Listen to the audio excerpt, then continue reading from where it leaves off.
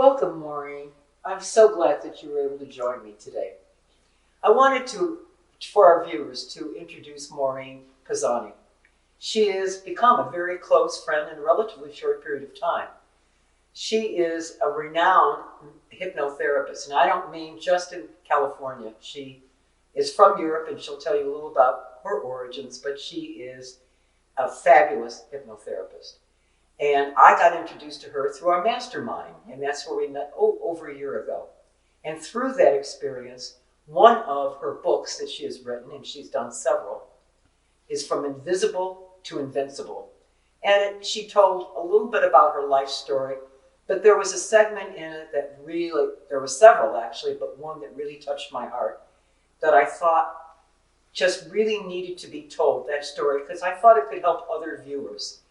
It was about the loss of children, which is such a very, very deep and painful experience. So without me going on, what I'd like you to do, Maureen, is please share with our viewers the beginning and what happened, and a little bit about what was going on in your life at that time.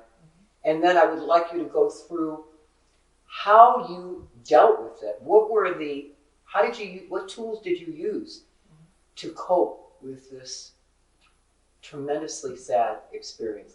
And then finally, how it impacted your life, how it has impacted your life today. So let's start with what happened. Thank you so much. This has been an absolute pleasure. And the friendship, yes, is definitely mutual and instantaneous. It happened fast, didn't it? Just so much fun. So blessed. Thank you. So yes, as you know, I come from Europe. I'm from Malta. So if you think of Italy, the boot in the Mediterranean, Yes. then south of it is Sicily, then south of it is Malta. It's a minute island, 9 by 17 miles. St. Paul was shipwrecked there. Oh. So it's in the Bible. For those historians, you can look it up. Okay. And we're all as Catholic as they come. Since as long as I can remember, I wanted to be a mommy. That was goal number one. I wanted 5 children. I knew exactly. Wow. From little munchkin, I wanted 5 kids. And my goal was get all my education ready, get it all taken care of, because I had to be the best mom possible. How noble. So I get married, and I can't have kids. I had something called endometriosis. Yes. So it interfered horrendously with fertility. Long story short, 6 abdominal surgeries and 7 masses taken out. In the beginning, I still had hope. And the doctor said that because of the intensity of endometriosis, IVF was recommended. I'm Catholic. IVF goes against the staunch conservative thinking of Catholicism. Okay. Only I had this need to be a mom. Yes, I can understand that. And it basically ruled everything. At the risk of being judged, I took the chance. It was very few select people that I told. And since the second I told, it was like, no, you can't. You can do that. And there's nothing my heart was breaking here. Yes. So I do the infertility. And I get pregnant. And with the testing, the numbers they expected were single digits, like 8 meant you're pregnant. I was 40. So we knew, because we had implanted 3, we knew that there were at least twins. And then with the ultrasound, it was triplets. I have never felt so much happiness. Only it wasn't meant to be a happy ending. I was warned. And as much as I wanted to give birth to 3 beautiful babies, I ended up miscarrying. And it was the most horrendous experience of my life. I had this unstoppable bleeding. I was driven home. At the time I was working, and they took me home, they put me on the couch, they got all the pillows possible, they put my legs up in the air so we could keep as much gravity for the uterus. They all left, husband was working. I'm alone in the house. But at some point, I had to go to the bathroom. Yes. And it didn't matter how much I tried, at some point I had to. And this big blob fell out of me. And I didn't know what it was. And for all the education that I had and for all the reading that I had done, I didn't connect. I'm the clean person, so of course I'm going to flush the toilet.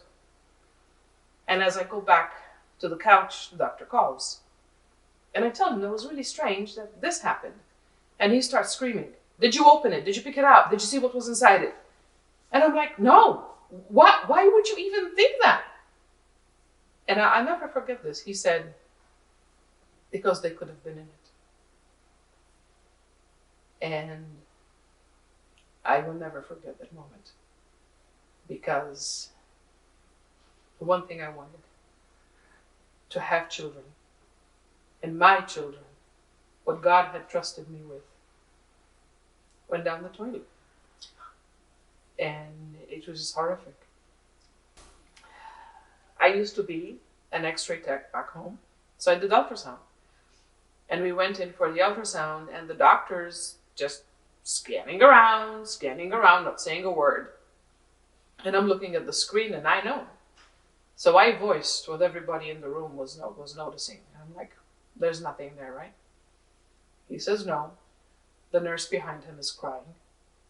And I think that was the first time I felt what dead feels like. I couldn't tell you how I walked out of that office. Husband dropped me off, went to work. I'm alone in the house. And then it hit. And then I started crying. And then the guilt. Because in all this time, I had done everything the doctors had said. Don't do this, I didn't. Do this, I did. But there was one thing I had done. One day, I was literally so happy, I skipped. You know how little girls skip and hop? Yes. One day, I skipped. And I thought that had done it. And I went through 3-4 days, non-stop crying, no sleeping, just sobbing. I can let a friend down. Because I know I'm going to go back and say, "Listen, I'm so sorry. I really didn't mean to." But God had trusted me with 3 lives. And I had let him down. So I went for months.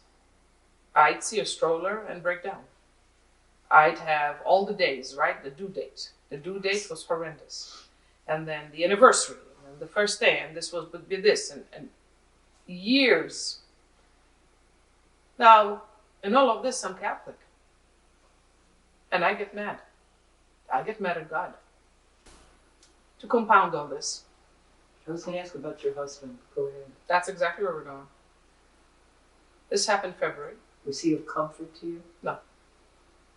3 days after I miscarried, he told me he was with me because he pitied me. I had nothing. I had no comeback. I had no retaliation. I was done. At that time, I would have been quite pleased to drop dead. And then he, the one who should have been there for me, absolutely, turns his back on me, and not only that, but it says painfully horrible things to you. Mm-hmm. Did he want children? Technically, yes. But his phrase was, "I want to drop my pants and get her pregnant." Oh, that's romantic and kind. And he couldn't with me. So, this happened in February. September 1st, he kicks me out. You have 10 days to leave or else. I'm 28. I'm alone in this country. My entire family is back in Europe. And I have this monster who's threatening me with physical harm if I don't leave. And all that anger turned to humility.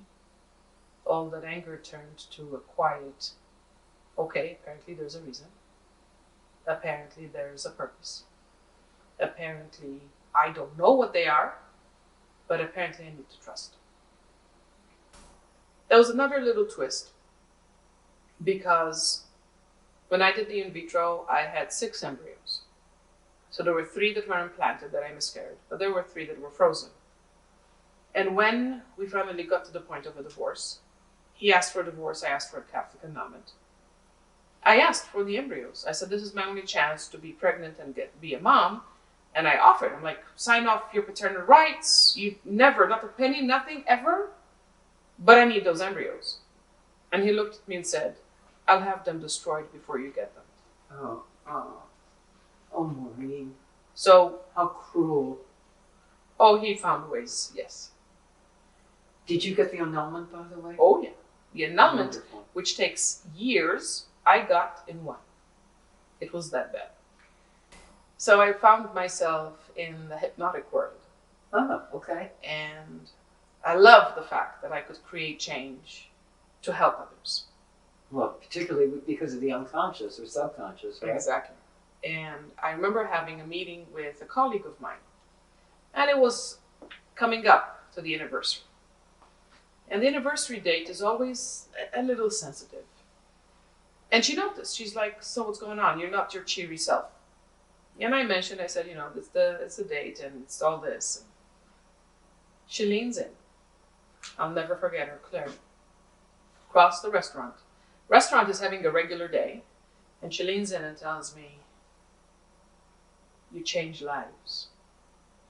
People who change lives usually don't have children. And I'm stopped, right? I'm like, I can't think. And she said, Mother Teresa didn't have children, and look what she created.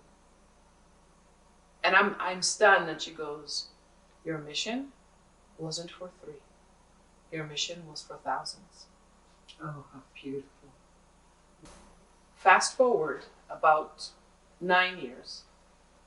I have been teaching hypnotherapy, right? So I have students who are all adults. And in the first college I taught, I called them my little ducklings. And it's hilarious when you see a 6'5" little duckling, 300-pounder coming over and going, am I your little duckling too? And with honesty, I looked up and I'm like, yes, you are. So I had that group. And then when I was the program director in San Diego, I was having coffee with all of them, 50 people. And somebody had their wife or their husband with them, and one of them asked, so do you have kids? And my answer, since all this has happened, is no, I don't have kids, I have angels. And one of the students who was sitting in the circle said, she doesn't have kids, she has us. Oh. And that took me back to Claire. By sheer coincidence, and I am honored and humbled that I do receive messages. In session, I'm helping this lady.